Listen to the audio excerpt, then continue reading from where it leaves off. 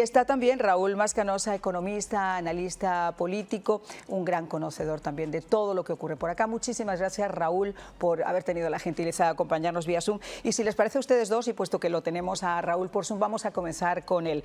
Raúl, 5.000, aquí tenía los datos, 5.000 millones de dólares diarios que podría llegar a costarle a la economía esta gracia y que seguramente vamos a terminar pagando todos. Cuéntame cómo perfilas, cómo ves este panorama.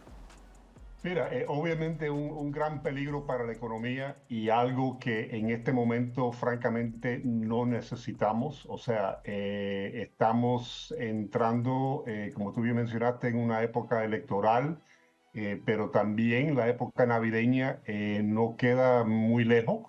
Esto no va a tener un impacto dramático inmediatamente, pero sí pudiera tenerlo en cuestión de unas cuantas semanas cuando empezamos de ver esos problemas con la cadena de suministros reflejado en los precios al consumidor en los supermercados y en una falta de mercancía. Por ejemplo, para hablar de algo básico, o sea, los bananas, ¿no? O sea, que muchos de ellos entran de Centroamérica aquí y es un producto que tiene que llegar con cierto tiempo para estar fresco y no podrido cuando llega al supermercado. Eso lo vas a ver afectado inmediatamente, pero otra mercancía quizás no lo vamos a ver afectado hasta unas cuantas semanas o un par de meses. Pero mira, no hay tiempo para realmente esperar, o sea, tenemos que buscarle una solución a esto. Espero que la Casa Blanca le ponga presión al sindicato para llegar a un acuerdo rápidamente. Están pidiendo un aumento de casi un 80% en salarios. Ya le han ofrecido un aumento de un 50%, pero están pidiendo un 80%, que a mí francamente me parece un poco absurdo cuando te das cuenta que el salario promedio de muchos de estos trabajadores, después de estar, o sea, trabajando por 5 o 6 años, es de aproximadamente $200,000 anualmente.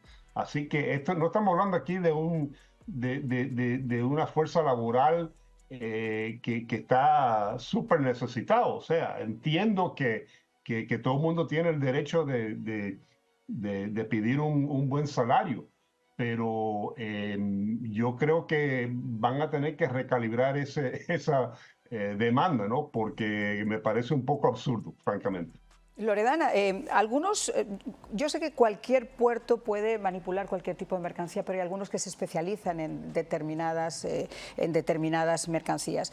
¿Cuáles son los puertos más afectados y, sobre todo, cuáles serían de repente las alternativas si esto continúa? Ok, bueno, son 36 puertos que son afectados en este momento. Todo el este de los Estados Unidos, desde Nueva York hasta Miami. Y el Golfo de los Estados Unidos ya sería Tampa, Houston, New Orleans. Todos esos puertos son afectados por la huelga en este momento. Ahora, ¿qué podemos hacer? ¿Qué solución podemos pensar nosotros? Bueno, si seguimos bien lo que están conversando la asociación de la huelga, con la Asociación de Marítima, si no se llega a un acuerdo, ¿qué va a pasar? La FMC, que es la Federal Maritime Commission, se va a reunir con ellos para militar para ver si llegan a un acuerdo. Si ellos dicen no se llegan a un acuerdo, ¿qué pasa? Van a ser presidente. El presidente tiene el poder de ir a la corte y la ley Taft-Hartley. Exactamente, pasar el acto que se llama Hartley y pedirle a todos los trabajadores que sigan trabajando por 80 días. Una vez que ellos empiezan a trabajar, se sigue haciendo las negociaciones hasta llegar a un acuerdo. Yo estoy de acuerdo con el señor Raúl, pienso que el 80% es demasiado. Conozco varias personas que trabajan en el puerto. Sé que es un trabajo difícil, pero ellos ganan muy bien. Y creo que deberían llegar a pensar un poco más que no tanto en ellos, sino en toda la nación. ¿Qué va a pasar con la nación? Y decir, bueno, ok, no el 80, puede ser 50, 65. Y como dice además Raúl, son salarios ya de por sí muy altos. O sea, estamos hablando casi, o sea, no me sirve el 50%, quiero un 80%, es realmente demasiado. Pero vamos a ver qué fueron lo que dijeron los trabajadores del puerto de Miami. Vamos a recordar. Nosotros estamos en huelga porque de repente nosotros no estamos consiguiendo un contrato que sea justo. ¿Okay? Estas compañías están haciendo y deshaciendo con lo que estamos tratando de hacer, que sea la unión. ¿Okay? A nosotros no nos pagan suficiente por lo que estamos haciendo. Es bueno para los trabajadores, hoy y siempre. ¡Para adelante la unión! ¡Ay, Bueno, pues ahí lo tienen. ¿Cuál es tu opinión? O sea, pues esto tiene un peso económico realmente fuerte y sobre todo, como decimos, si esta huelga se prolonga. En el año 1971, Richard Nixon ya tuvo una experiencia similar con una huelga portuaria y en esa oportunidad esa huelga duró 134 días. Estamos hablando más de 4 meses. ¿Qué es lo que hizo el gobierno de Richard Nixon en ese momento? Aplicó la ley Taft-Hartley. Reagan creo que también lo hizo, ¿verdad? Reagan no iba a aplicarlo, pero sí hizo la parte de los controladores aéreos. Sí, se lo sacó y metió a la Guardia Nacional. A 11.000 controladores aéreos, sin llegar a aplicar la ley Taft-Hartley, ¿no? No la iba a aplicar, pero sí despidió a 11.000 controladores aéreos porque ponían en peligro la seguridad del país, ¿no? En este caso, digamos, yo no sé el grado de instrucción necesario para manejar un forklift o un montacarga, ¿no? Pero, digamos, no se puede descartar tampoco, ¿no? Porque a lo mejor es más fácil conseguir este tipo de empleados que controladores aéreos, ¿no? O sea que todo está por verse. Sin embargo, aunque yo sé que esta administración no quiere aplicar la ley Taft-Hartley, no quiere aplicarla porque ellos pretenden que beneficiar con un aumento de sueldo, pero se encuentra en una disyuntiva la administración actual. ¿Por qué? Porque si no quieren favorecer a los trabajadores, lo que sucede es que va a aumentar el índice de precio al consumidor y con ello la inflación. Y cuando este tipo de cosas ocurra, eso se va a traducir en los votos en diciembre, en las elecciones presidenciales, en noviembre. En noviembre. Entonces, la administración está con tal espalda y la pared, ¿no? Digamos, si no siguen sus principios, como lo hacía el presidente Harry S. Truman, que se opuso a la ley Taft-Hartley cuando salió, se opuso y sin embargo lo que el Congreso y el Senado en 1947 votaron mayoritariamente y la aprobaron de todas formas la ley, ¿no? Pero el presidente demócrata en ese momento, Harry S. Truman, se opuso. ¿Por qué? Porque ellos quieren beneficiar lo que es un contrato colectivo que realmente beneficia a los trabajadores. Esa es la opinión de ellos. Pero ¿qué es lo que pasa? La situación que se le presenta es un dilema. Es un dilema. Porque si no benefician a los trabajadores, se le cae a la economía. Se le cae a la economía porque los productos más escasos, al estar más escasos, al ser menos, evidentemente suben de precio. Eso es lo que va a pasar. Y los negocios pequeños y medianos pueden tener un inventario, aún lo pueden tener. Sin embargo, van a aprovechar este momento para subir sus precios también. Lo van a aprovechar. Y también por el hecho de que simplemente el faltante, cuando lo pidan, le va a salir más caro también. No, por el apuro, ¿no? Y no solamente eso, los que han previsto que esto pudiera llegar a ocurrir, tienen que tener de todas formas el almacenaje de todos esos productos, just in case, les va a costar además un dinero adicional. Y lo que menos quiere la economía en estos momentos es tener que sufrir todavía mucho más el peso en el contribuyente. Ahora, Raúl, el tema de la ley Taft-Hartley, esta de 1947, antes de solicitar una orden judicial, a tu juicio, ¿cuáles serían las alternativas que puede llegar a tener esta administración que realmente no ha tomado ahora el toro por los cuernos, pero cuando se lo ha visto de frente? Porque tristemente con el presidente invisible y con la señora más ocupada en hacer campaña que en ocuparse de la vicepresidencia de esta nación, esto ha sido como la historia olvidada hasta ahora que ya la tenemos encima. Sí, no, mira, o sea, lo que se pudiera hacer inmediatamente es mostrar un poco de liderazgo. O sea, típicamente cuando existe, históricamente en este país, cuando existen estas amenazas, estas disputas entre la fuerza laboral y las industrias, uno de los trabajos principales que puede hacer el presidente de los Estados Unidos es hacer una reunión en la Casa Blanca y traer a ambos grupos y sentarlos y decir, bueno, ¿qué podemos hacer para empujar aquí un acuerdo justo para ambos, ¿no? Eso es una posición muy importante del presidente como líder del país, particularmente porque, como ustedes han señalado, esto no es solamente un tema de la economía, sino también de seguridad nacional. O sea, muchos de esos productos, mucha de esa mercancía que se necesita en este país es para industrias clave. ¿Por qué? Porque desafortunadamente mucha de la materia prima que nosotros utilizamos en algunas industrias de defensa vienen de afuera. Y si de repente eso no puede entrar a los Estados Unidos o de repente el precio sube dramáticamente, puede tener un efecto dramático en la industria de defensa, ¿no? Así que hay muchas razones y el presidente debería intervenir, pero sabemos que este hombre está debilitado, está enfocado, está en otras cosas. Tenemos una crisis horrible ahora en Carolina del Norte, en Georgia, con el huracán ese que destrozó esas comunidades. Hay muchos problemas, una guerra posiblemente en el Medio Oriente, otra guerra en Europa, entre Ucrania y Rusia. El mundo está muy peligroso y esto no es el momento para estar ligando con otra crisis, que es una crisis innecesaria, francamente, que se pudiera resolver.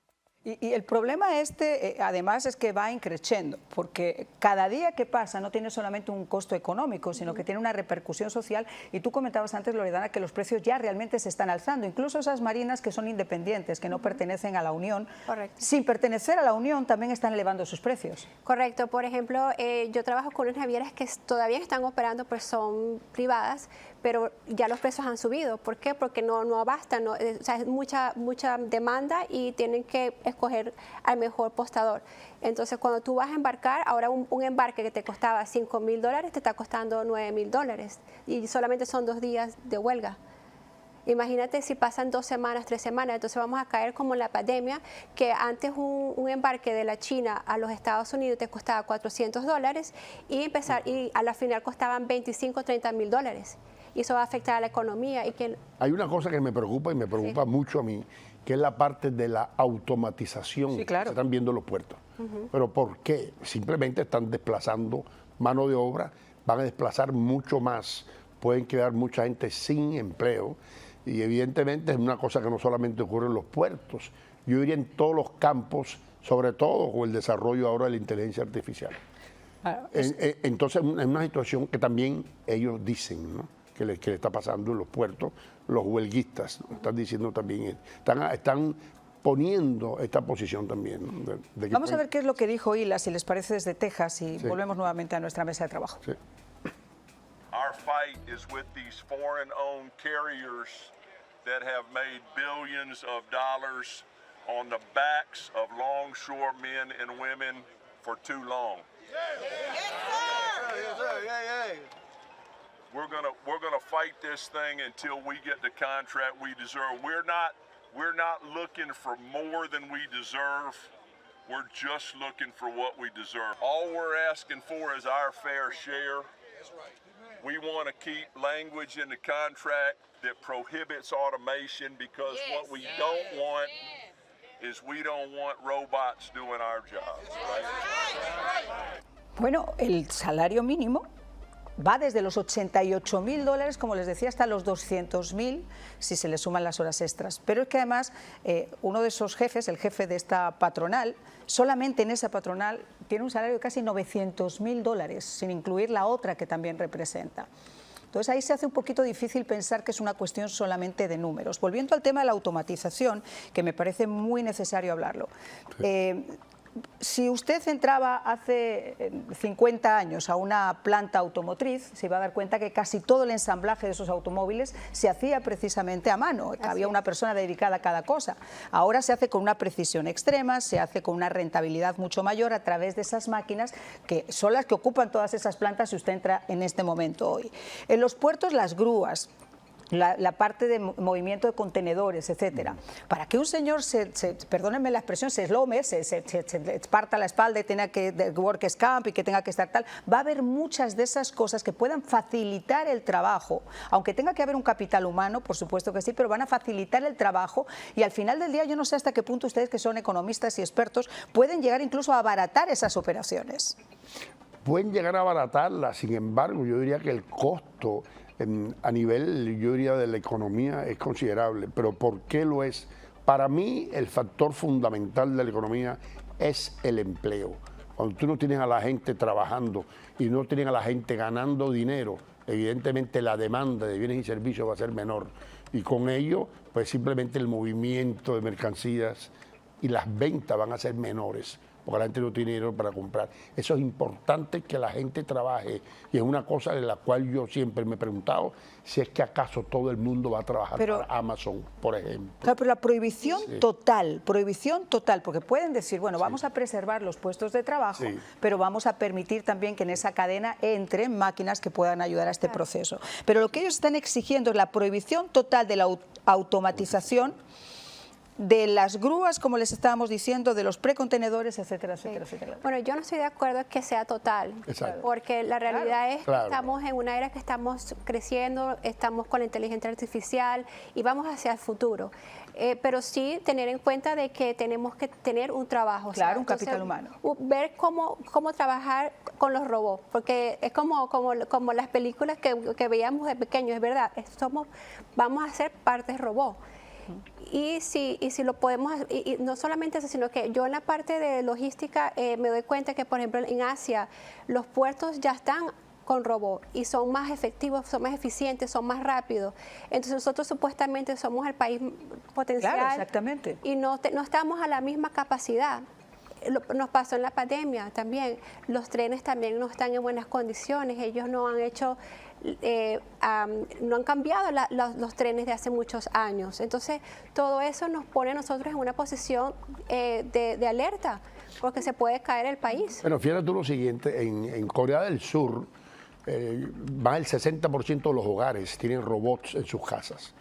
Tenemos entendido que a los robots le han dado derechos humanos en el Congreso en Corea del Sur. Entonces, ¿qué es lo que significa? ¿Qué es lo que pasa con esto? Ahí yo estoy de acuerdo con Elon Musk. Elon Musk, él dice que hay que cuidarse, pero muchísimo, de lo que es la inteligencia artificial. Sí, obviamente. Y como dice Stephen Hawking, que fue el último genio viviente y que murió en la silla de ruedas, decía, la inteligencia artificial significa el exterminio de la raza humana. Esto es una cosa que hay que regularla antes de que siga creciendo, en mi concepto ahora. Yo creo que eso es una cuestión sobre todo de regulación, claro, porque todo en las manos equivocadas y con las mentes equivocadas va a ser negativa. Pero si se pone dentro del uso en la medicina, creo que puede tener un efecto extremadamente positivo. Ahora, volviendo a este tema, Raúl, te tengo una guindita que acabo de traerla y que me va a mover a hacer un programa especial, pero no podía perder la oportunidad de conversarla contigo. Resulta que esta mañana, cuando me estaba lavando los dientes y estaba pendiente de la televisión, aparece nuestro flamante señor Mayorkas, secretario de Seguridad de este país, en quien está en sus manos el desastre absoluto de la inmigración y el desastre absoluto de esa frontera sur de los Estados Unidos, quien está en sus manos la seguridad de este país, que nunca ha estado más en veremos que nunca, y quien tiene en sus manos ahora también el manejo del huracán. Y esta mañana se le ha ocurrido, y quiero leerlo porque estas cosas son las que prefiero exactamente decirles a ustedes lo que comentaba esta mañana el señor Mayorkas. El señor Mayorkas advierte que no tienen los fondos suficientes para esta finalización de la temporada de huracanes. Dice, estamos en una necesidad imperante de poder tener fondos para poder continuar y poder expandir lo que ha sido esta temporada de huracanes. No tenemos los fondos. FEMA no tiene fondos suficientes para poder concluir la ayuda a las personas que puedan necesitarlos si es que otro huracán llega a Miami. ¿Saben cuándo dijo eso? Perdón un segundo, porque quiero simplemente matizar esto. Y el tema principal de todo esto es que se matiza diciendo que sale el director general de FEMA y asegura que es que gran parte de esos fondos, que en un principio eran para combatir y para paliar los efectos de un huracán si nos tocaba, ahora resulta que es que se triangularon para dar cobijo, para dar alimento a los inmigrantes indocumentados que llegaron a estos estados, y además lo hicieron supuestamente sacando partidas específicas para la ayuda en Ucrania. ¿Cuál es tu opinión, Raúl? Mira, una de las cosas que a mí me choca es que nos estamos dando cuenta de los grandes problemas que ha creado esta administración y el problema que también tenemos con la burocracia federal. ¿Cómo es posible que tenemos más que suficientes recursos para repartirlo a todos los inmigrantes que han entrado ilegalmente en este país, ¿okay? Dándole hoteles, dándole comida, dándole toda clase de ayuda, pero no existe dinero suficiente para ligar con un desastre que estamos enfrentando en este momento en Carolina del Norte. También el servicio secreto nos dice que tienen un presupuesto extraordinario, pero no tienen suficiente dinero para proteger a Donald Trump de la manera que lo deben proteger. Es absurdo. Totalmente. Quiero que mis compañeros pongan en pantalla este número, porque saben ustedes que en De Buena Fuente su opinión siempre cuenta. Y yo quiero que ustedes llamen al 786-254-5052, 786-254-5052. Tenemos personas que van a responder sus llamadas y siempre al final del día solemos hacer una pequeña encuesta más o menos de hacia dónde van sus opiniones. ¿Qué creen ustedes de todo esto? ¿Qué creen ustedes de esa especie de chantaje de los sindicatos paralizando las mercancías justo en esta época? ¿Qué opinan ustedes de lo que estamos hablando de los fondos de FEMA, que ahora resulta que si hay familias americanas que han caído en esta desgracia, pues no saben cómo los van a poder ayudar? Vamos a hacer una breve pausa.